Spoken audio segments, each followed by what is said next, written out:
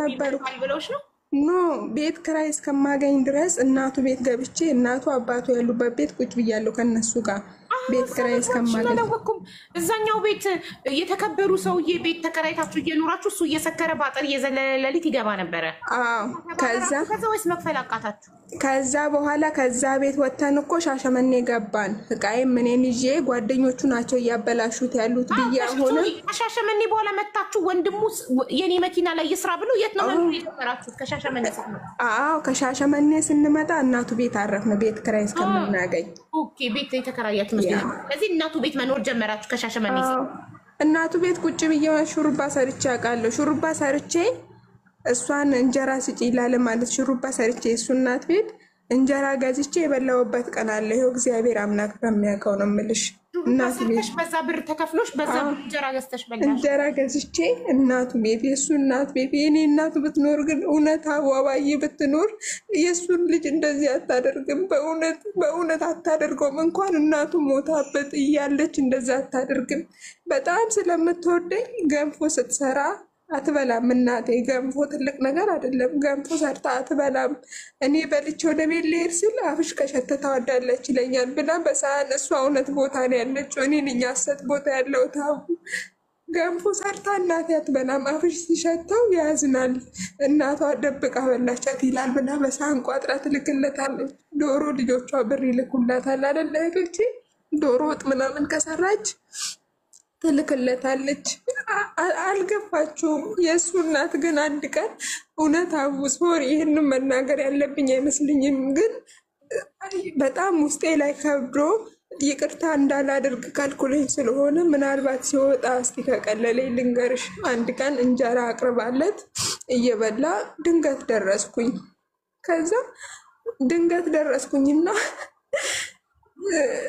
ቁጭ በይ ብላኝ እዛው እሱ የሚበላበት ላይ እንጀራ ጨምራ ወጥ አረገችልኝ ማለት ነው የእሱ ስበላ ቂቤ ያለው አቡ የኔ ግን ምስር ወጥ ነው ቂቤ የለውም አለቀስኩኝ አንድ ሰዓት ላይ እንዴት እንደሚሄጁ አለየላት ስለው ተቆጣኝ እናቱ ስለሆነች እንዴት ነው ይሄ አንድ እጅሽ አንድ ትሪ ላይ ምንስ ብታደርጊ ሊለይ ይችላል እኔ አይለይልኝም በእውነት እኔ አይመጣልኝም አለቀስኩኝ ከፋው እናቴ ነው ያልኩ ሄዳለሁ መቃብሯ ላይ አለቅሳለሁ ምናምን ነገር እኔ ሲከፋኝ እሷ መቃብር ጋር ልጆቹን ሰብስቤ ሄድና ለምን ሞት ሽላታለሁ ምትኖሪ እኮ የሁሉ ነገር አይመጣም ትደብቂ ነበር እናቴ ብዬ በጣም ይከፋኛል አለቅሳለሁ እና አከራዬ ከዛቻውን የገባውባት አከራዬ እናቴን ታውቃታለች እና በጣም ታዝናለች ስታይኝ ታለቅሳለች ታዝናለች ምንም የሌለኝ ቀን አሁን ለምሳሌ በጣም ተነስቼ ከሰል ካያያዝኩ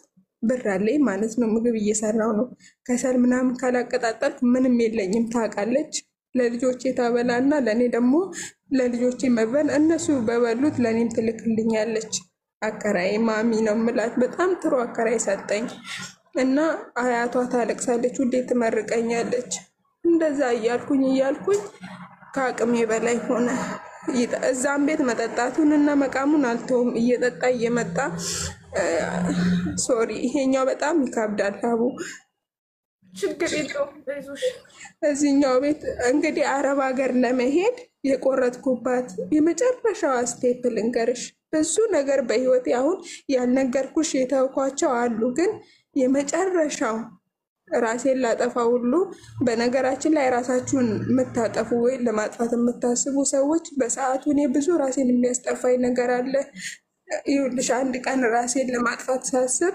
አይምሮዬ ላይ የመጣው ነገር ልንገርሽ ሰዎች ራሳቸውን ሲያጠፉ ለካ ይሄ ነው የሚታያቸው ብዬ እንዳስብ ያደረገኝን ፍርድ የተፈረደባቸው ሰዎች የሚሰቀሉበት ገመድ አይተሻል አሁን በቲቪ ምናምን ሲተላለፍ ይሄ ወፍራም ገመድ እሱ ገመድ በህሊናዬ ነው እንግዲህ የሚታየኝ ከዛ ልክ እዛ ገመድ ላይ ራሴን ባጠፋ ለራሴ የምነግረው ነው ከዛ በቃ ነጭ ነገር ለብሼ ሰዎች ሲያለቅሱ እኔ ደግሞ ሳርፍ እርፍ ስል ከዚህ ስቃይ እንደገና ደግሞ ልጆቼን ሰዎች ሲንከባከቧቸው በቃ የሙት ልጅ ናት ብለው ሰዎች ልጆቼን ሲንከባከቡ እንዲህ አይነት ነገር ነው በሰዓቱ ወደ ህሊና የሚመጣው። ግን እኔ እየጸለይኩ ለፈጣሪ መሞት እንደማልፈልግ እየነገርኩኝ ያንን ክፉ ቀን አለፍኩት እንጂ ማልሞትበት አጋጣሚ ኖሮ አይደለም። ልጅሽ ርቦት ሲጠይቅሽ የሚበላው ነገር መስጠት አለመቻል ከዚህ የበለጠ ምን ሊገልሽ ይችላል? እውነት በትንሽ ነገር ራሴን ላጠፋ ነው የሚሉ ሰዎች መጥተው እዚህ ቤት ስሰማቸው አሁን እነሱ ምን ሆነው ነው ብዬ ታዘባቸዋለሁ። ግማሾቹም በእውነት የመጨረሻው ይቅርታ አድርጊልኝና የባልሽ እናት ለእሷስ የልጆቿ ልጆች አሉ ሲራቡ አንቺ የእነሱ መሶብ ከፍተሽ አውጥተሽ አትሰጭም ለልጆችሽ? እንደውም አንድ ቀን ልታዘባት ብዬ ከነሳሽ አይቀር ልታዘባት ብዬ እናቴ ከሞተች ወዲህ ማለት ነው ለልጆቿ የሴት ልጆች መጥተው እሷ ጋር ክረምት ሱፍ ገዛችላቸው እና እውነታው የኔ ልጅ አንድ ይኸው እግዚአብሔር አምላክ ያውቃል። የኔ እናት እውነት ቦታ ነው ያለችው። እውነት ፍርድ፣ ትክክለኛ ፍርድ የሚሰጥበት ቦታ አምላክ ዘንድ ነው ያለችው። እኔ ነኝ ሐሰት ቦታ ላይ ያለሁት። እናቴ ለመጨረሻ ጊዜ እንኳን ልብስ የገዛችላት የኔ እናት ናት። ሌሽ ከውጭ ብር ይላክላታል እህቶቼ ስለሚልኩላት ብር ስለማታጣ እኔን ስለምትወደኝ ለልጄ ትገዛለታለች፣ የመጀመሪያ ልጄ። ከዛ እሺ እኔ አሁን ማብላት ያልቻልኩ ሴትዮ ልጄን ትምህርት ቤት ማስገባት እችላለሁ? ማብላት አይደለም እኔ በሰዓቱ ምንም ነገር ከብዶኛል፣ ልብስ መግዛት አልችልም። ከዛ ለእነሱ ልብስ እንደገዛ ሳቅ ማለት ነው ምናልባት ብትራራለት ብዬ የተበጣጠሰ ቤት ከቤቱ መርጬ ከልብሶች ሁሉ የተበጣጠሰውን አልብሼ ላኩት። በእኔ ቤት ወይኔ የልጅ ልብስ የለውም ብላሉ እንድትገዛለት ነው። በእውነት አልገዛችለትም። ከዛ ተስፋ ቆረጥ። አንድ ነገር ገባኝ፣ የኔ እናት እንደሞተች። እሱ የእሱ እናት እንጂ የኔ እናት አይደለችም። ይህንን ለራሴ ነገርኩት። ስለዚህ ከዚህ በኋላ በራሴ ነው ነገሮችን ማድረግ የለብኝ። ማንንም በቃ ከዚህ በላይ ማስቸገር የለብኝም። እና ለመጨረሻ ጊዜ የአረብ ሀገር ለመምጣት ፓስፖርት ያወጣሁበት አጋጣሚ በቃ ልጆቹን እየገደልኳቸው እንደሆነ አጠገባቸው ኖሬ እየጠቀምኳቸው እንዳልሆነ ተያይዘን እየሞትን እንደሆነ ለመጨረሻ ጊዜ የገባኝ አንድ ቀን እንደዚህ ወጥቶ ይቅማል፣ ይጠጣል። ከዛ ቅሞ አስቢ፣ ቅሞ ጠጥቶ በላዩ ላይ ጥብስ በልቶ ነው ወደ ቤት የመጣው። ለካ ሲቀምና ሲጠጣ ስለቆየ ጥብሱ አልተፈጨለትም። መቶ ልክ ቤቴ አንድ ክፍል ናት፣ አልጋም ያለችው እዛ፣ ከልጆቹ ጋር የምተኛው እዛው። መቶ ሰርቪስ ቤት እናትየው ቤት ያ አንድ ሰርቪስ ቤት እቺ ደግ አከራዬ ያልኩሽ ቤት ማለት ነው። ለመጨረሻ ጊዜ እንግዲህ የገባሁባት እየተራባችሁ እሱ ውጭ ጥብስ ይበላል፣ ይቅማል፣ እውነት ድብን አድርጎ እየተራባችሁ እንጀራ እያጣ ድብን አድርጎ ሀቡ እሱ እኮ 100 ብር ዛሬ ሰጥቶኝ ለምኜው በእናት እስቲ ዛሬ እንኳን የሆነ ነገር ለልጆቹ ፓስታ ልስራላቸው ብዬው 20 ብር ከጨመረልኝ በማግስቱ 80 ብር ነው የሚሰጠኝ። የእሱ ኃላፊነት 100 ብር ብቻ እንደሆነ አድርጎ ነው የሚያስበው። የሆነ ነገር አባቴ ብር ይሰጠኛል፣ ኮድ አለኝ ከአባቴ የምቀበልበት። ሄጄ አባቴን ጉንጩን ከሳምኩት፣ አሁን ለምሳሌ እሱ ጋር ሄዳለሁ አይደል? ወደ ቤቴ ስመለስ ጉንጩን ከሳምኩት ምንም ብር የለኝም ማለት ነው። ጉንጩን ሳልስማው ቻው በቃ ጋሼ እወድሃለሁ ካልኩት ብር አለኝ ማለት ነው። ይሄ ያውቃል እሱም። ዛሬ ምናምን አላት መሰለኝ ሳትስመኝ ሄደች ይችላል። ሄጄ እየሄድኩ ነው በቃ አባቴ ብዬ ከሳምኩት 100ም 200ም ያለውን ይሰጠኛል። ከዛ ለመጨረሻ ጊዜ በቃ እህቴ ብር ልላክልሽ እና ፓስፖርት አውጭ ብላ አባቴ ጋር የፓስፖርት ብር አስቀምጣልኛለች። እኔ እምቢ ብዬ ነው። ከዛ ቅሞ ጠጥቶ እንደዛ እንዳልኩሽ ጥብሱን በልቶ መቶ ቤት ሲያስታውቅ ጠርጌ ለካ 1 ፍሬ ነው 2 ፍሬ ስጋ መሬት ላይ ቀርቷል። ይሄ የመጨረሻ ልጄ ያንን ስጋ አንስቶ ጠዋት አፍ ውስጥ ሲከታየውት ራሴን የጠላሁት፣ ራሴን ረገምኩት። እኔ ልክ ባልሆነ ትዳር ሳላጠና ሳላይ በ2 ወር በገባሁበት ትዳር ብዙ ነገር ዋጋ አስከፈለኝ። የኔ አልፎ ምንም የማያውቁ ልጆቼ ሲሰቃዩ አየው። በጣም ራሴን አስጠላኝ። ራሴን ረገምኩት። አለቀስኩ። ከዛ በኋላ ሄድኩኝ አባቴ ጋር። ነገ ሐዋሳ ሄዳለሁ አልኩት። እኛ ከሐዋሳ ነው እኛ አካባቢ ሰዎች ፓስፖርት የምናወጣው። ከዛ ነገ አባቴ ጋር ሄዳለሁ ፓስፖርት አወጣለሁ አልኩት። እና ልክ ፓስፖርት ላወጣ ሲሄድ በጣም ወረፋ አለ። እኔ ደግሞ ልጆቼን በጣም ስለምወዳቸው እነሱን ነው ይዤ የሚሄደው። ሁሌ ይዣቸው ስለሚሄድ እሷ እናት ናት ብለው ቅድሚያ ይሰጡኛል። ከዛ አንድ ቀን የእሱን ስልክ ይዤ አሁን እንግዲህ ፓስፖርት ላወጣ እየሄድኩ ስለሆነ የእሱን ስልክ ይዤ ሄድኩኝ ማለት ነው። የሆነ ነገር በሆን እንኳን ምደውልበት ስልክ የለኝም በሰዓቱ። የለሽም? በዛ ሰዓት የለኝም፣ ስልክ አልይዝም። እናቴ ከሞተሽ በኋላ እንዴ ለምን እህቴ ምርጥ ሳምሰንግ ስልክ አምጥታልኝ እናቴ ሞተች ሰሞን እሱ ነው ቆይ አንዴ ስልክ ልደውል ብሎ ወስዶብኝ ስልኬ ምን እንዳደረገው ተናደው ስልክ ራሷን ስጥሽም ሁለተኛ ብለውኛል እህቶቼ። በእውነት በጣም የምታምር ሳምሰንግ ስልክ እሱ ነው እንደዛ ያደረገብኝ። ከዛ ወዲህ ስልክ አልያዝኩም አቡ፣ በእውነት ነው የምልሽ። ከዛ ሐዋሳ የእሱን ስልክ ይዤ ሄጄ የሆነች ልጅ ደወለች እና ልክ እኔ ፓስፖርት ምናምን ጨርሼ ፓስፖርቴን ይዤ እየመጣሁ ነው ተሳክቶልኝ ማለት ነው። ከዛ ደወለች እና ማንሽ አንቺ? እኔ እንዲህ ጓደኛው ነኝ። አረ እኔ ሚስቱ ነኝ እኮ እንደዚህ 2 ልጆች አሉኝ ምናምን። ቆይ እናንተ ምን ሆናችሁ ነው ግን ሁሌ የኢትዮጵያ ሴት ውስጥ ትባሉ ባለትዳር ላይ የምትንጠለጠሉ ስላት፣ እኔ እኮ አልሄድኩበትም አላውቀውም እሱን የመጣብኝ። እሺ ምን ያደርግልሻል አልኳት። እኔ ደግሞ ለእኔ ምንም ስለማያደርግልኝ በጣም ለመቅናት ፈልጌ ነው የዛን ቀን ባልጠየቅኳት እውነት። ከዛ ከሰል ያመጣልኛል፣ የምፈልገውን ነገር ያደርግልኛል ምናምን ስትለኝ መኪና ውስጥ ምርር ብሎኝ በጣም አለቀስኩ። ከዛ ከጎኔ ትልልቅ ሰዎች ነበሩ አባበሉኝ። ከዛ በቃ ትሄጃለሽ ምናምን፣ ይኸው ፓስፖርትሽን ያወጣሽው ልትሄጂ አይደል? አዎ ሂጂ በቃ ከዚህ መሄድ አለብሽ ምናምን ብሎኝ፣ አያውቁኝም ሰዎቹ። በጣም አዘኑልኝ ምናምን ነገር። አለቀስኩኝ፣ መኪና ውስጥ ጮኩኝ። ከዛ ገብቼ ስጠይቀው እንዲደውለ ለምን እንዴት አደርገኛለን ምናምን ስለው ይስቃል። እኔ አሁን የሆነ ነገር መፍራት ጀመርኩኝ ታውቂያለሽ። HIV ቢኖርብኝስ የሚለው እረፍት ነሰኝ። ከዛ በጣም ይሄ ነገር ጭንቅላቴን ያሳምመኝ ጀመርና ከሱ ጋር በቃ ማረግ ተውኩልሽ። እሱ እያደረገ እየመጣ ስለሆነ እስካሁን ከሌለብኝ ተጠብቆኛል። ከዚህ በኋላ ግን ራሴን መጠበቅ አለብኝ ብዬ ይሄንን ውሳኔ መወሰን ጀመርኩኝ። ከዛ እንደለመደው አንድ ቀን እንደፈለገ ከእያንዳንዷ ሴት ጋር እንደዚህ እየማገጥ የምጠ ከአንቺ ጋር ቤት ውስጥ ያምረው ነበር፣ ይጠይቅሽ ነበር። እሱ እንደውም አይጠይቀኝም ብዙ በእውነት ግን አንዳንዴ ይጠይቀኛል። አምሮብኝ ዘምጬ ምናምን ሲያየኝ ምናምን ዝም። እኔ ደግሞ በባህሪ ሰዎች እንትን ሲሉኝ ጸጥ ስለምላቸው ዝም ስለምለው የሆነ ወይ ንቄ ወይ በሱ ላይ ምናምን እንትን ብዬ ይመስለዋል መሰለኝ። ከዛ ሶሪ በጣም እንትን እያልኩ ነው። ከዛ አንድ ቀን ያንን ቀን እንደዛ አለፍኩትና በሁለተኛው ቀን በቀን ሰክሮ መጣ። ልክ 11 ሰዓት ምናምን በኢትዮጵያ ሰክሮ መጣ ማለት ነው። በቃ እኔ መጨረሻ ደስ ያለኝ በ7 ዓመት ነው 8 ዓመት የትዳር ህይወት ውስጥ ያኔ ስኬታማ የሆንኩልኝ መሰለኝ። ከዛ ሰክሮ መጥቶ አቡ ተኝቶ ከሆነች ልጅ ጋር በስልክ ያወራል። በጣም ተናደርኩ እውነት።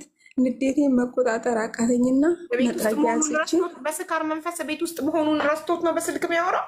አዎ ከዛ መጥረጊያ አንስቼ ደብደብ አደረኩት እዛ በተኛው ላይ። እሱ ተኝቶ ነበር። የቁም መጥረጊያ ያለ እንጨት አንስቼ በጣም ደብድብ ቅጥቅጥ አድርጌው ከዛ እህቶቹ ጋርና እናቱ ጋር ሂጄ ይኸው ደብድቦ ሊያባረኝ ነው ከቤት አስወጡልኝ አልኳቸው ሂጄ።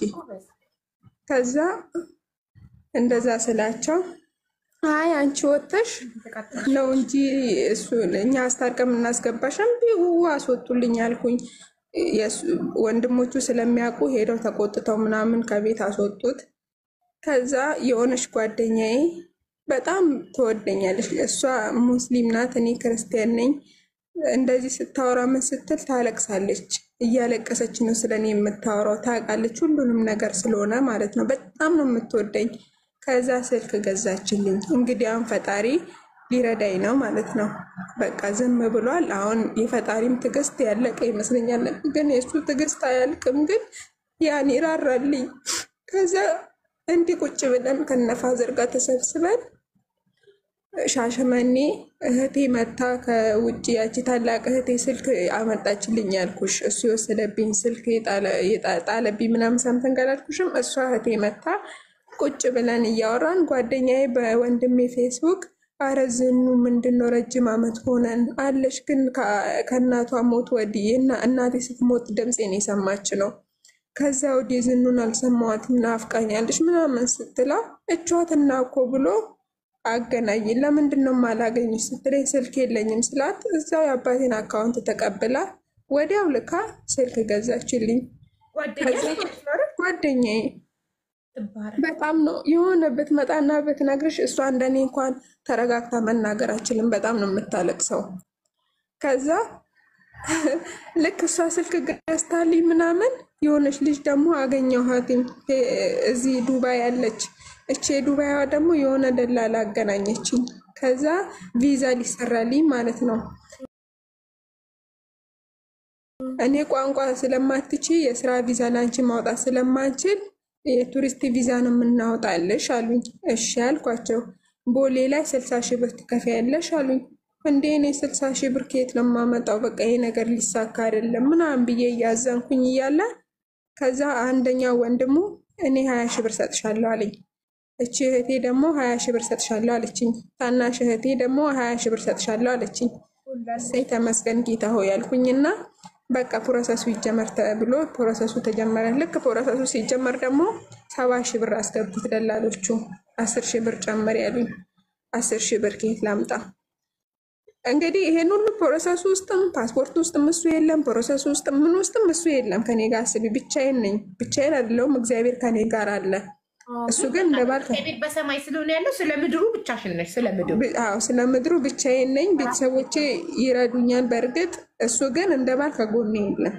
ከዛ አሁን የቀረኝ አንድ ወንድሙ ነው። እሱ ወንድሞች ሀብታሞች አይደሉ? እንግዲህ በእኔ ቤተሰብ በኩል 40 ሺህ ብር አግኝቻለሁ። ከሱ ቤተሰብ 20 ሺህ ብር ነው ያገኘሁት። ስንት ይቀረኛል? 10 ሺህ ብሩን ደግሞ የእሱ ቤተሰብ ከራሱ ወንድም ጋር ደግሞ የመኪና ብር ሲሰሩ ያሉትን ብር ወስዶ ሲጠጣበት ምን ሲል ከወንድሙ ጋር ከዚህ ከታላቅ ወንድሙ ጋር ተጣልቷል። እና ወንድሙ ስደውልለት እኔ አለኝ እኔ የእሱን ቤተሰብ ልረዳ ዝኑ አለኝ። እሱ ያቀኛል፣ ከድሮ ከልጅነቴ ጀምሮ ያቀኛል፣ እናቴንም ያውቃታል። ይሄ ወንድሙ ማለት ነው። የእሱን ስም አታንሽብኝ ዝኑ እግዚአብሔር ይሁንሽ አለኝ። በጣም ሀብታም ነው። ከዛ እሺ እኔ ምን ላድርግ? እሱ እንደዚህ እምቢ ካለ እሱ ታውቃለህ፣ አመልን የወንድምህን አመል ታውቃለህ፣ በእሱ ጥፋት እኔና ልጆቼን አታስርም ምናምን አልኩት ማለት ነው። መጂድ ማለት እኮ እንዲሁም አብዱል መጂድ ማለት የትናንቷ ልጅ ከሆንሽ ለእንትና ጊፍቱን በገንዘብ እንድሰጣት ከሆነ እየሰጠሽኝ ያለሽው ፍላወር አይደለም መስጠት ያለብሽ። ትልቅ ጊፍት የተሰጠሽ ትናንትና ወደ 10 ሺህ ኮይን ነው። እሱን ነው መስጠት ያለብሽ፣ በፍላወር አይደለም። ንገሯት ጋይስ፣ በኮመንት ንገሯት። አልገባትም መሰለኝ። እሺ ቀጥይ። ይቅርታ። ከዛን ወንድሙ አትሊስት እንኳን መጥቶ ይቅርታ ይጠይቀኝ፣ ላደረገው ጥፋት ይቅርታ ይጠይቀኝ ሲል ደወልኩለት። ለእኔ እንግዲህ 7 እና 8 ዓመት አብረን ስንኖር ለእኔ ምንም አላደረክልኝም፣ ይቅርታ ብቻ ጠይቀውና ከዚህ ሀገር ልውጣ ልጆቼን ላሳድግ ስለው ለእኔ ስትይ ባትሄጂ ተይው እሱን ይቅርታ ከምጠይቅ አለኝ። ይቅርታ ላለመጠየቅ የእሱን እስቲ ለእኔም ብሎ አይደለም ለልጆቹ ብሎ ይቅርታ አይጠይቀውም። እኔን ተይኝ፣ አሁን እኔን እንደው እርሽኝና ለልጆቹ ለወለዳቸው ልጆች ብሎ ይቅርታ። ወንድሙን እኮ ነው፣ ባህዳ አይደለም እኮ፣ ለዛውም በራሱ ጥፋት አልጠይቅም አለ። ከዛ በኋላ ደወልኩለት። ስማ አልኩት፣ እኔን እናቴን እያለች ምን አይነት ፂባራም እንደሆንኩ እናንተ ላይ ታውቃለህ። ቤታችሁን አላውቀውም። እኔ እናንተ ሰፈር ደርሼ አላውቅም። ያቺ የምታውቃት እናቴ ስለሞተች ግን ችግር ዛሬ አንተ ፊት አቆመኝ። ወንድሜ ይቅርታ አልጠይቅም ብሎኛል። ለእኔ ብለህ ሳይሆን ያቺ የምትወዳት በእናቴ ይዤ ካለውኝ ለእሷ ስትል እንደው ለእሷ ነፍስ ማረፍ ስትል 10 ሺህ ብሩን ስጠኝ፣ እኔ ከፈለክ እልክልሃለሁ ስለው አለቀሰ። እኔ ድሮም ይሄ ልጅ ምን ውስጥ እግዚአብሔር እንዳስገባሽ እኔ ምን አውቃለሁ፣ ይሄ ወንድሜ አይደለም ምናምን ብሎ አልቅሶ 10 ሺህ ብሩን ሰጠኝ። ከዛ 10 ሺህ ብሩን ሰጠኝና ፕሮሰሱ ተሳክቶልኝ ስመጣ ብቻዬን የመጣሁት። የምር ማንም ሰው አልነበረም፣ ብቻዬን ነበርኩ። ኤርፖርት መጥቷል። ልጆች ማን ጋር ተውሻቸው? አሁን ልጆቼን የእሱ እናት ጋር ተውኳቸው። ወይ የእሱ እናት ጋር? አዎ የእሱ እናት ጋር የተውኩበት ምክንያት የኔ እናት ሞታለች። እኔ በእኔ ፋሚሊ በኩል እነሱን ሊንከባከብ የሚችል ሰው ማንም የለም እና ለራሴ አንድ ነገር ነገርኩት። እኔ ነኝ እንጂ የእሷ ልጅ ያልሆንኩት የልጆቿ ልጆች ናቸው። ምናልባት ለእነሱ ትራራ ይሆናል በሚል የእሱን እናት ጋር ትቻቸዋለሁ ልጆቼን ማለት ነው። ከዛ ደወልኩላትና አደራ ሰጠዋት። አለቀስኩኝ በጣም አደራ አልኳት። እናቴም ስትሞት በነገራችን ላይ የእሷ እጅ ላይ ነው ያረፈችው እና እንዲህ 3 ጣቷን ይዛ አደራ ብላት ነው የሞተችው እናቴ። እንግዲህ 3 ጣቷ እናቴ በሰዓቱ መናገር ስለማችል ነው እኔና 2 ልጆቼን መሰለኝ 3 ጣቷን ይዛ አደራሽን ብላ ነው የሞተችው እናቴ ስትሞት። ለባልሽ እናት ነው እንደዛ ያለቻት። ከዛ ያንንም አስታወስኳትና አልቅሼ አደራ ሰጠዋት። እንግዲህ አደራዬን ተቀበለችኝ።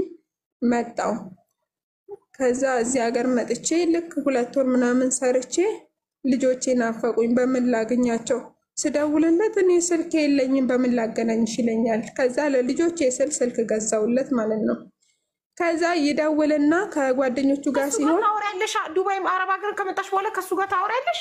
ቆይ ልንገርሽ ስሚ እኮ ስለ በር ሲከፈት የልጄ ድምፅ ስልክ ገዛሁለት ምን ሲለኝ ስልክ ገዛሁለት እንዳልክ ስላልሰማ እሱን ትደግሚልሻ እንዴ? ልጄ ልልሻኘው የስማይላ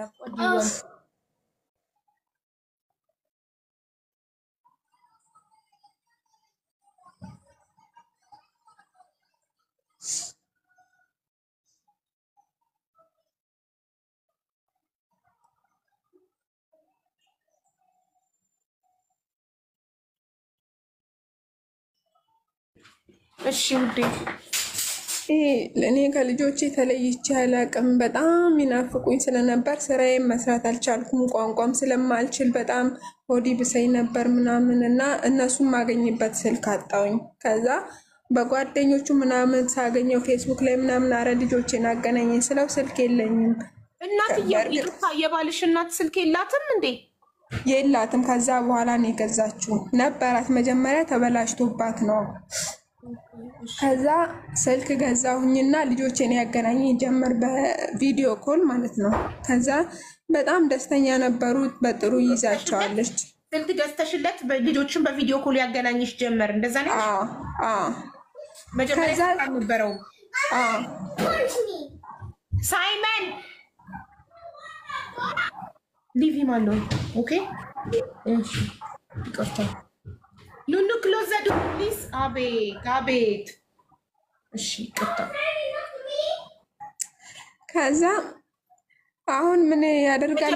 እሱ ስልክ ስላልነበረው ነው ውዴ። እንዴት ሴቶችን ይጀነጅናል ስልክ ሳይኖረው? የነበረችው ስልክ እቺ እንትኗ የለችም። ይሄ ታች ሳይሆን ያቺኛዋ ስልክ ናት ያለችው። እሷ ናት ያለችው። እሷ ስልክ ናት ያለችው። እኔ ደግሞ በእሷ ስልክ ሁሌ ካርድ እየሞላው መደወል አልችልም። ግን ለልጆቼ ስነ በእውነት ስልክ የገዛውለት አቡ ልጆቼን ለማግኘት ስል በጣም እየናፈቁ ሲያስቸግሩኝ ማለት ነው። እነሱም ደግሞ ይናፍቃሉ። ከዛ ምን ያደርጋል? አሁን ከሰዎች ጋር ከወንዶች ጓደኞቹ ጋር ሲሆን ይደውልና ብሩን አስገቢ ምናምን ይለኛል። በጣም አስቸገረኝ። ያኔ እንደ ጢባር አይተሽዋል። ልክ አሁን ሚስቱ አረብ ሀገር ያለች ወንድ ምናምን ነገር ይሄ በሰዎች ላይ ሀረካት ለማድረግ ሀሳቡ ገብቶሻል አይደል? እሱ አንቺ ብር በሱ ልከሽ ታውቂያለሽ? ኖ አልክም። እኔ ገና 2 ወሬ ነው ከመጣሁ። አውቆ ጫት ቤት ከሴቶች ጋር ቁጭ ብሎ ነው ይሄ ምናምን ጨዋታ ሊጫወት። ከዛ እሱ ነው ደግሞ እኔ በጣም እኔ ያውቀው ስለሆነ በጣም ጎርቶኝ ስለነበረ በጣም የሚገርምሽ ነገር ማለት ነው አላቅም፣ ግን ይሄ ነገር ሁሉም ሰውን ያጋጥማል። ልክ ፕሌን ውስጥ ገብቼ ከፕሌኑ ከፍ እንዳለ ከዛ ሀገር ስወጣ እሱ የተባለ ሰው ዋጋ ያስከፈለኝ ሰው የሆነ እንደ ጠላቴ የሆነ በጣም እኔ ላይ ሊገለኝ የሚፈልግሽ ሰው እንዴት ነው ሊገልሽ ከሚፈልግሽ ሰው ሸሽተሽ እየሄድሽ ያለ አይነት ስሜት ነው የተሰማኝ። በእውነት ለሱ ያለኝ ነገር ወዲያውኑ ወደ ጥላቻ ተቀየረ። እንደውም ለራሴ ጸልይ ነበር፣ ጌታዊ ይህን ክፉ ጥላቻ አውጣልኝ ምናምን ማለት ጀመርኩ። ሰው አንድ ጥሩ ትዝታ አይኖረውም። ያቺ ነገርኩሽ ስንጋባ የነበረችው 2 ወሯ ፓርት እሷ ብቻ ናት በቃ። ከዛ በኋላ ለቅሶ፣ ሐዘን፣ ችግር፣ ረሃብ፣ በእውነት ስድብ፣ ይህን ሁሉ ነገር ነው ያስተናገድኩት።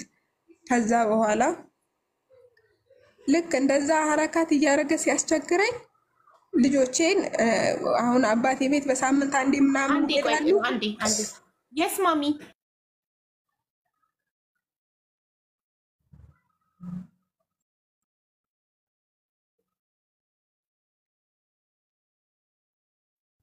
እሺ ከዛ ብሎክ አደረኩት። ለምን ብሎክ አደረኩት? እየደወለ ያናድደኛል። እሱን ማየት ከሱ ጋር ማውራት እኔን እዚህ ጋር እያናድደኝ የሆነ ጭቃ አሁን ለምሳሌ በጣም በጭቃ የሚቦካ ሰው አይተሻል? ከዛ ከጭቃ ውስጥ ወጥቶ ደግሞ ታጥቦ ንጹህ ሲሆን ልክ ከሆነ ቆሻሻ ህይወት ውስጥ ወደ ሌላ ህይወት ውስጥ የገባው መስሎኝ እንደዛ ነው በቃ ውስጤ እንትን የሚለውና እሱን የተባለ ሰው ማውራት እሱ ድምፁን መስማት እኚህ ነገሮች ይረብሹኝ ጀመር ማለት ነው። ጭራሽ የልጆቼን ናፍቆት አጥፍቶ ልጆቹንም ሊያገናኘኝ ሲደውል የእሱን ስም ሳይ እናደድና ጥላቻ እንትን እያለብኝ መጣ። ከዛ ብሎክ አደረኩት። በጣም በቃ እሱን ማውራት አልቻልኩም በሰዓቱ። ከዛ ልጆችን የማገኝባቸው ሌሎች አማራጮች የአባቴ ጋር ሲሄዱ ምናምን አገኛቸዋለሁ። በእናቱ ስልክ አሁን የእናቱም ስልክ ተስተካከለ። እዚህ ጋር ጥረት እንዲልልሽ የእናቱ ስልክ ተስተካከለ። እንድታስተካከል ያረግሽው የእናቱ ስልክ ሲስተካከል ነው? አዎ እንዲያስተካክሉ ነገርኳቸውና ተስተካከለላት።